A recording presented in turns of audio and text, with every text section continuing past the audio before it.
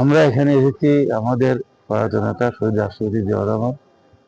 এবং আমাদের প্রয়াত নেত্রী সাবেক প্রধানমন্ত্রী আপসীন নেত্রী দেশনেত্রী বেগম খালেদা জিয়ার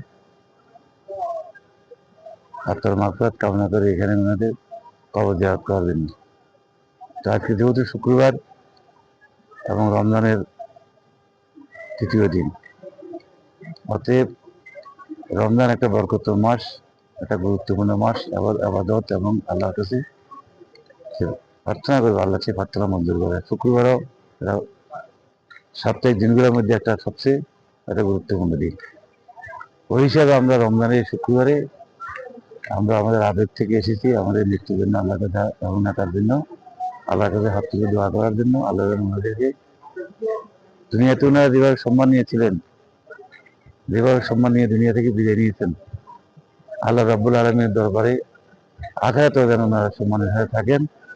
এবং আল্লাহ যেন আমাদের নেতা শহীদ রাষ্ট্রপতি জিয়াউর রহমান এবং আমাদের নেত্রী দেশনেত্রী বেগম খালেদা জিয়াকে জান্নাতুল ফেরদৌস নসিব করেন। এই দোয়া করার কারণে আমরা এখানে কয়েকটা লোক, আমরা এটি কোনো আনুষ্ঠানিক কোনো বিষয় নয়, এটা একেবারে ব্যক্তিগত আবেগ থেকে, আমাদের নিজস্ব আবেগ থেকে।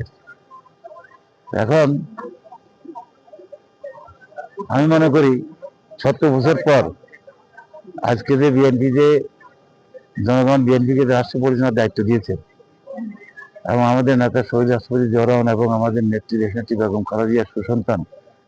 তারেক রহমান যে প্রধানমন্ত্রী হয়ে যে ওনার নেতৃত্বে একটা মন্ত্রিসভা গঠন করেছে, আমরা আল্লাহর কাছে দোয়া করি আল্লাহ যেন আমাদের বর্তমান প্রধানমন্ত্রীকে নিরাপদ রাখে, সুস্থ রাখে এবং উনি যেন ওনার মন্ত্রিপরিষদ নিয়ে দেশবাসীর যে প্রত্যাশা, যে আকাঙ্ক্ষা,